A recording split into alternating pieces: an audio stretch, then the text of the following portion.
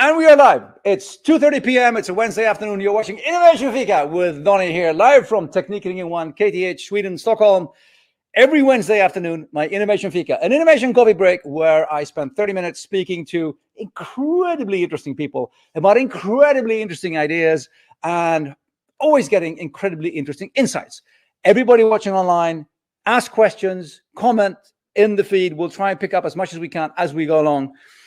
If you want to follow me, I suggest you follow me on, let's see, put this on again.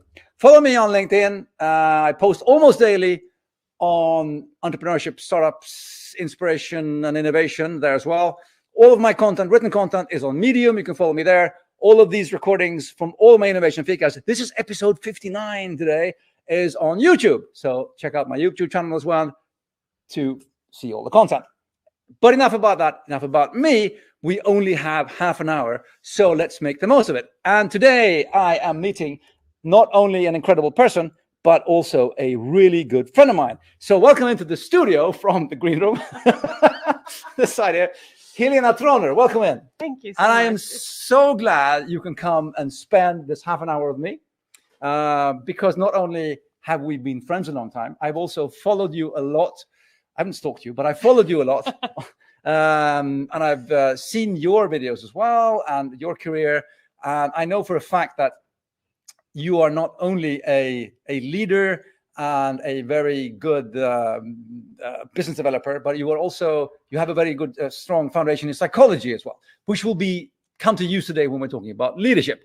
But let's start with the first question I asked everybody. Who are you and what do you do?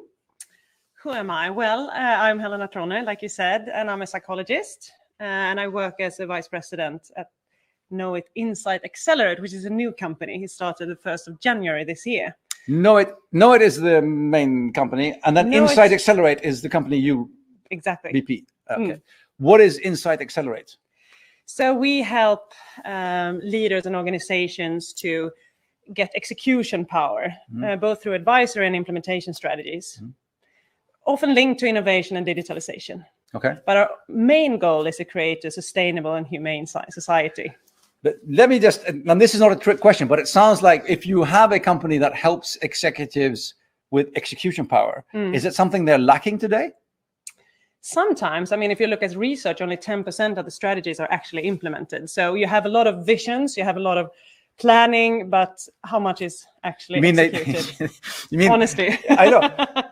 There is execution gap. Yeah. There's this old joke with, this is completely sidetracked here, but there's an old joke with two management consultants. No offense to management consultants.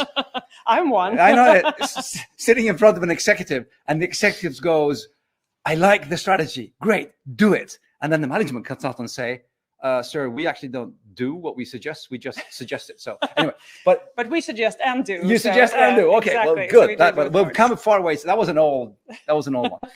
Anyway, so let's talk more about, and let's add to the post questions. Please, again, post questions, leadership, sustainable future, leadership. We're talking about new demands on leaders for a sustainable future.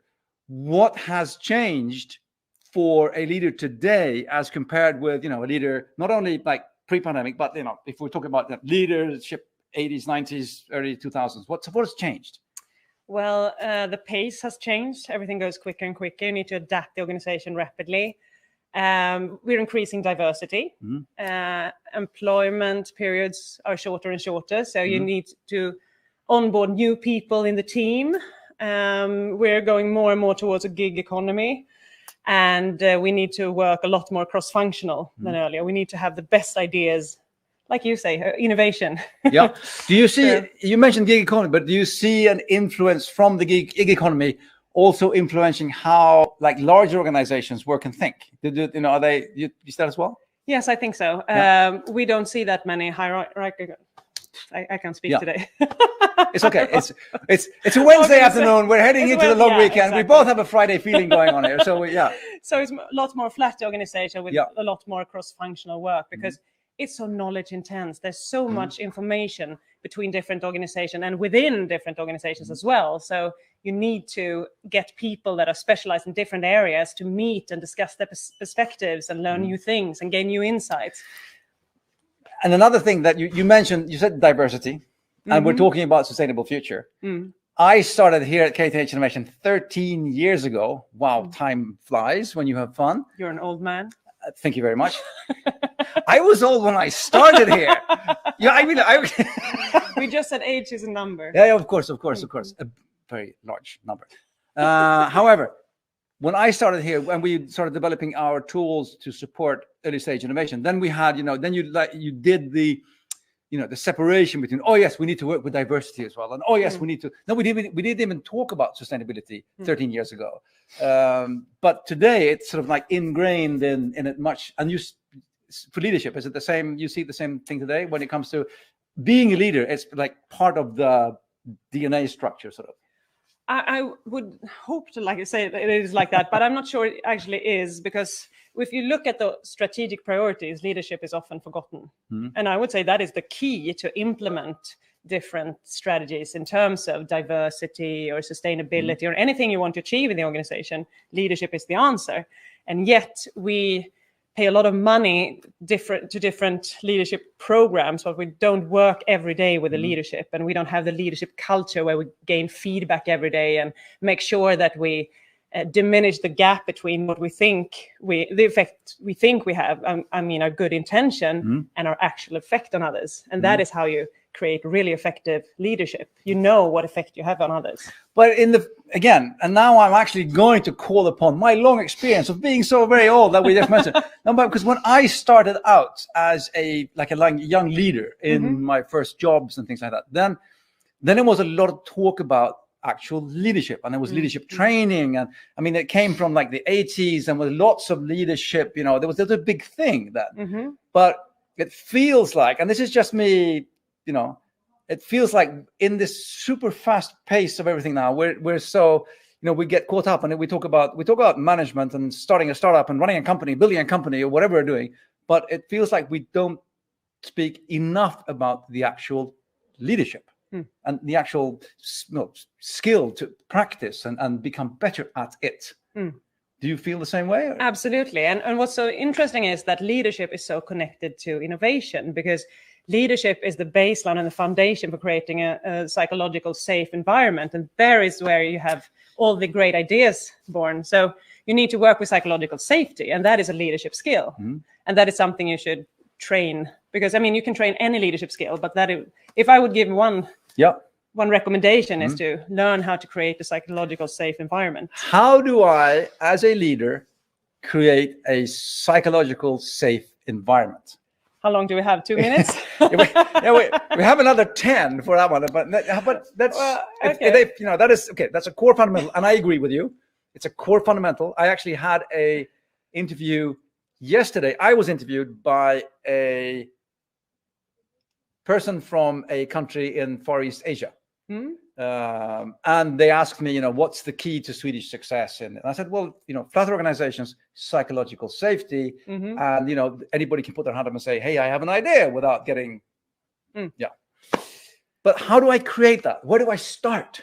To start with, many people don't know exactly what psychological safety is. So let's start by the definition, because that is that you can take a psychological risk, a social risk, without the fear of being punished. So if you come up with this crazy idea and I was like, oh no, Donny, that's terrible, then you're not very likely to do that again. So that would never happen between us. I've never heard it. Well, sometimes. Yeah, anyway. But we have psychological safety, so that's okay. So it's all about the reactions you give when someone comes with an idea or tries a thought that may not be superb from the beginning, but there might be a seed there that can grow into a great idea. So you need to have this environment where you build on each other's ideas and you make people feel safe to try different thoughts and perspectives and gain new insights. And as a person, a leader, when you are trying to create this environment of psychological safety, I'm both sort of guessing and thinking here, but it takes an effort. It takes an effort to actually not blurt out what you're thinking or just react or comment or something. You actually have to let the other person speak, and don't gut react and don't sort of lash out. And you get, you know, it's this wonderful Swedish word. We have lagom, we have smorgasbord, but we also have trygghet, which is really hard to translate. There is no sort of actual direct English translation to trygghet. It's kind of safety. It's kind of psychological safety in a nice little word there. And I think that's, any other tips for how to create that? Any sort of... Well, we can start with the comment, yes, but, because that is very common. So if you come in with an idea and I say, yes, but, you usually say everything before but is bullshit. Yeah. So I don't really agree with you. I just want to criticize your idea. So instead of saying yes, but, and see what I dislike with the idea, start build on 2 or 3 things that I do agree with and that I do like. That is very, that's a very good way to start, I would say. But I think that I think what I'm hearing you saying is that the effort you have to make, actually conscious effort, especially if you're a very sort of person, you have to make a conscious effort to actually not and listen and think about how you comment. And it's a thing to practice. Yeah, absolutely. And also to make sure that everyone's voice is heard. So you spread the airtime evenly between the participants. That is not easy either. I mean, some are like you and me, we like to talk, and some are more quiet. So you have to make sure that everyone gets their airtime in the meeting. That's another thing. And also to ask a lot of questions. Because if you come up with an idea that I don't understand, it's easy for me to criticize it. But what I could do is say, what piece of the puzzle do you have that makes you think this is a reasonable idea? Because I think it's crazy. So I start asking questions. So you can actually measure how many questions, how many comments are there. And in a very well-functioning group with a lot of psychological safety, it should be 50-50. Usually it's a lot more comments and a lot fewer. But that's a really, really good, I'm not going to say a trick, but that's a really, really good suggestion, because it's all about, first of all, you need to understand that other people would have different perspectives than you have. That's, and the only way you can figure out what their perspective is by asking them about it. So that's an incredibly good trick to put in your leadership book, is ask questions. And it sounds so easy, but it's not, because if I have an idea and you say something different, I'm often quite stuck with my own idea. So I just don't listen to whatever you say. It's my idea, my baby. And you might even be better, but I don't listen that intensely, and I don't ask questions about it. But what about, there's another thing that I'm really interested in asking you about, is when it comes to the, what can I call it? The person, the leader. And when they, if you're a leader, if you are an actual formal leader with a title and everything like that, you don't have to put yourself in the center. You already have your position, right? Exactly. You don't have to prove it again and again and again. So that because you talked about airtime. And if you're in a work group, and like everybody already knows you're the leader, you don't have to prove it to them every single time you open your mouth, right? And that is about the motivation. Why are you a leader? Do you want a career? Do you want to be in the center of attention? Probably the wrong reasons. You have to be interested in people, because as a leader, it's quite tough sometimes, because if something goes wrong, you have to take the blame. And if it goes right, you have to give credit to the team. So you just have to be aware of that as a leader. And if you're not okay with that, maybe you shouldn't be a leader. But that goes back to the old, anybody who wants to be president shouldn't be. Exactly. But how often I know that you talked about the percentages, but how often though do you see, is there any sort of numbers? Hard question, this one. Is there any numbers of how many people become a hierarchical, that's a difficult word again. My turn. That one. In a position put as a leader that only are there because they want the position and they don't really care about the people. I don't have the numbers, but I think it has to do with the way we often build careers. Because if you're excellent at whatever you do, you might get to become a leader as a reward. And that's the wrong reason for becoming a leader. You should be a leader because you want to be a leader. You want to lead something. And I think one important thing if you want to be a leader is that you want something. That is, you have to want to drive in a certain direction. And then you need to be interested in people and ask a lot about them. So you know exactly what motivates them and how they work, what triggers them, when they're in the zone and when they're not, and so on and so forth. You're actually making it out that being a leader is kind of a lot of work. Yeah, it's all about the people. I scared everyone off. No, but I mean, this is good, because this is actually, we're getting to the core here, because I remember I was asked once, so this is a long time ago, I was asked once before, because I was talking about leadership, and I was going on, yeah, a good leader does this and a good leader does that. And then somebody put their hand up and I said, yeah, but you're talking all about good leaders, but every leader I've had, none of them have actually done what you're saying one should do. And my only comment to that was, because I'd just come out of a long, like a 10-year stretch of being a middle manager leader myself, I said, being a leader, it's really hard work. It is. You need to care about the people. You need to actually figure out what you said. What makes them tick? When are they in the zone? When can I say what to whom? And how can I feel the room? Yeah. How can I make sure that everybody? It's a job. It's a job. It's not just something that comes with the title. It's an actual job. It's a lifetime study. You need to learn new things all the time, and that is something I would recommend any leader to do, because you will never get perfect. You just will get better at it. Yeah. And don't forget, we have another 10, 12 minutes. Ask your questions. We'll answer them here online if we have time. Otherwise, you can watch the recording on YouTube. And then you can connect with me or Helena on LinkedIn, of course. So, leadership for a sustainable future. What other challenges do we see today? We're coming out of the pandemic. We're kind of semi-post pandemic now. What challenge do you see now? I mean, we've had this super digital. I mean, if we were only analog or only digital, it was kind of black and white. But now we're into this new normally kind of thing. What challenge do you see now when it comes to leadership? Many leaders that I coach, they talk about the difficulty in when should we have a digital meeting? When should we have a live meeting? Can I force people to come into the office even though they have a dog, or they're picking up children from daycare? And how should I go about this? And that's difficult, I would say, because we know that certain meetings are much better in real life when we can read each other like this and discuss things. And some meetings are perfect to do digitally. Indeed. Online. So I don't know.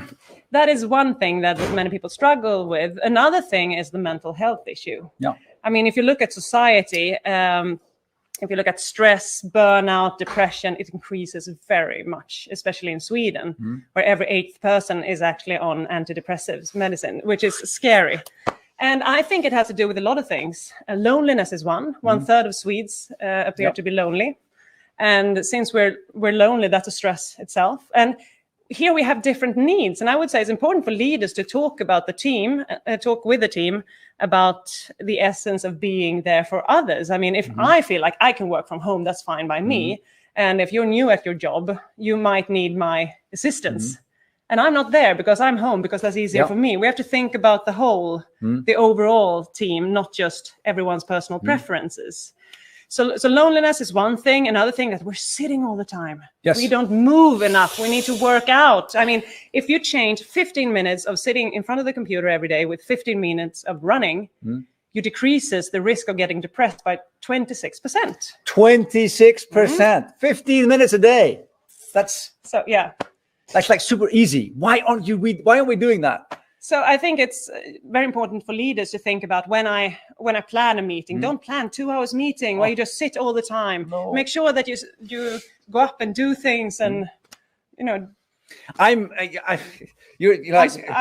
preaching to the choir. No. I was going to say you're preaching to the guy that wrote the book for the choir, but seriously, I'm not going to say I'm known, but I'm kind of even there's. We met the first time at the gym, actually. So.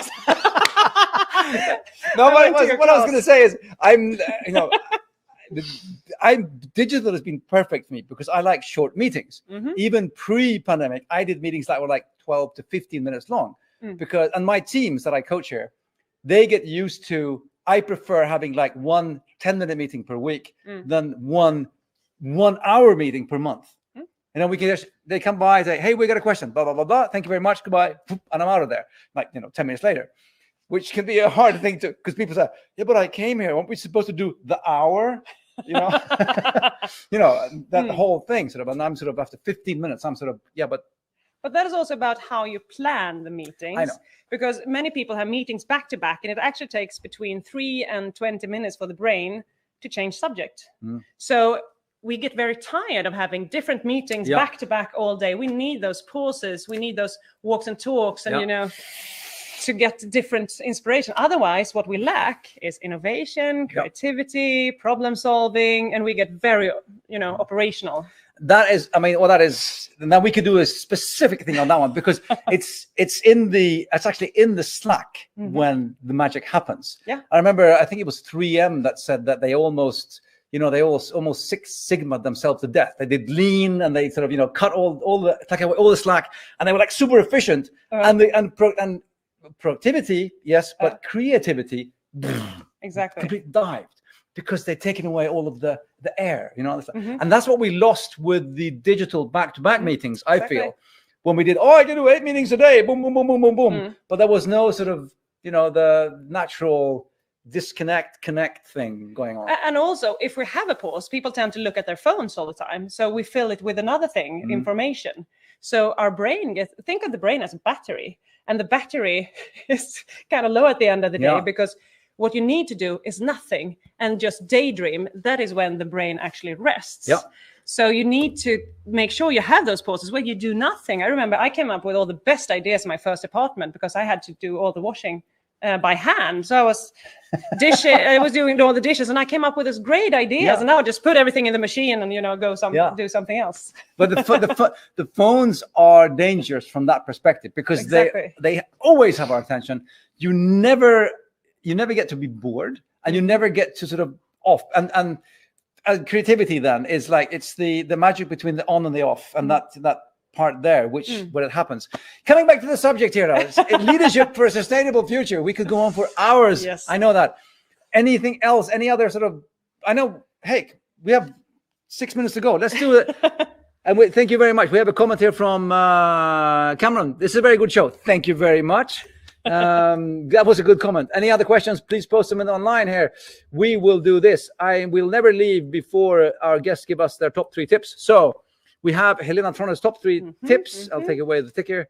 And tip number 1 for leaders working towards a sustainable future is communicate. Communicate.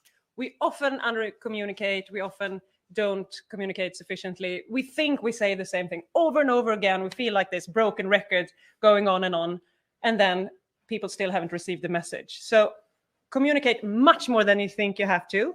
Make sure you adjust the communication towards the people listening. You can't use your own communication style. That is one very big challenge for all leaders. I think it's one of the top mistakes that leaders do. Use the wrong communication because you use your own communication style. Like if you were speaking to yourself. Exactly. Okay. Sometimes you might need written information. Another one would like to discuss it with me, and so on and so forth.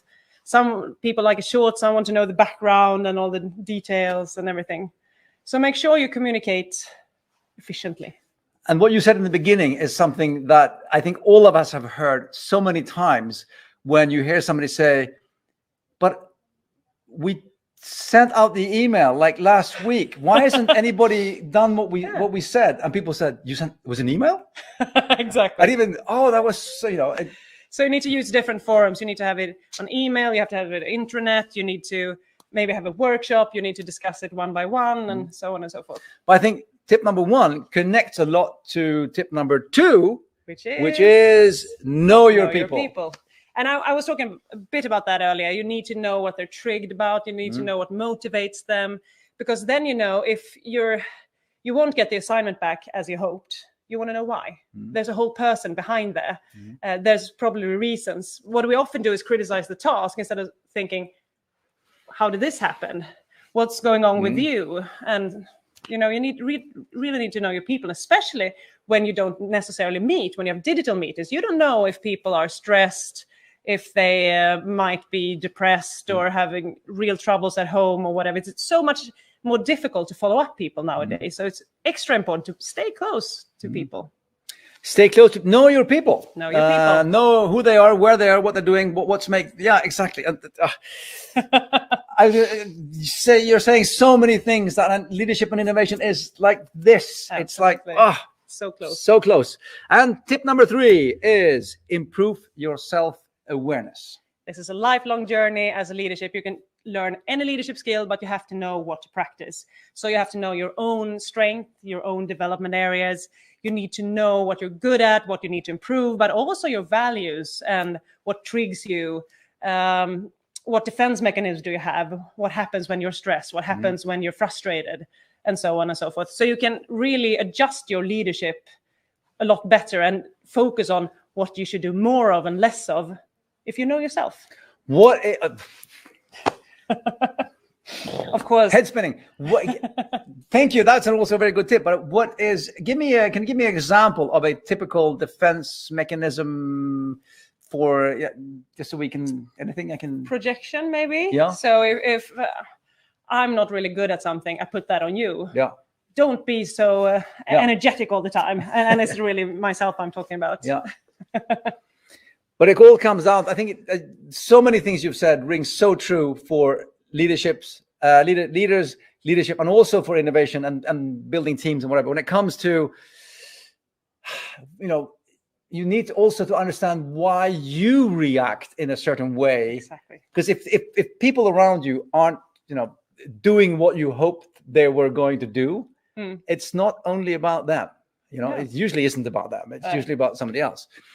3 really great tips from Helena there. And I mean, that's we have another 3-4 minutes to go. And let's see, one more comment here, maybe a question. Hi, Landoni. Thank you for sharing. An aspiring entrepreneur. How do you create a healthy company culture, especially when building a startup? That was a really good question. I think it's very important to use reflection as a tool. Use reflection as a tool. Yeah, so I would use that to stop every now and then and ask yourself, are we doing the right things? Are we doing it the right way? Should we think differently about this? Because in the beginning, in the startup, you have all the options. You can change quite rapidly.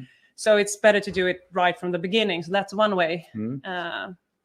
What else? Of course, you have to work with the psychological safety. Often we start with the assignment or the task and we focus just on that and we forget about the people. But if we build strong bonds and we have psychological safe culture, then when new people come on board, they will adjust to that. So it's a lot easier to start the right way and think about to create a diverse team. So you don't have different people with different ideas and make sure you take in all of those ideas. And then it's easier when you grow. Yeah. I have a good one based on that. And I've made this mistake myself. You start a company and you're like 2 or 3 people. Or we started something together. And we're like in sync and we know 100. We don't even finish, we finish other sentences. We don't even have to talk because we know exactly what's going to happen. And that works when you're like 3, 4, 5 people. And then suddenly you're 40 people and you've onboarded the last 5. And you look at those last 5 and they're not doing the things the way we want them to do things. Exactly. But nobody's actually told them because we've just sort of mentally done it. And, we haven't actually sat down on a regular basis in onboarding with new people and as the team grows and talk about, okay, all of you new people, all of the old people, this is how we want to work together. We just assume that everybody that comes in will get it. But they don't, they don't just get it. You have to actively talk to people about it. And that I would like to add that to my tip communication, because it's always good to link to the why. Yeah. Why are we doing this? And you might think that I've said this 100 times, but link it anyway to the overall picture and the goal and to create this motivation, because then I know why I have to do it, not just that I have to do it. Yeah, the why is core. Oh, so many good things here. There's so many good things. But the thing is, you might think you've said it 100 times, but if there's one new person in the room, that person will be hearing it for the first time. Exactly. Right? So, communication. Know your people. Over-communicate. What you feel is over-communicate. Know your people so you communicate on their level and their level of reception, not the way you want to communicate.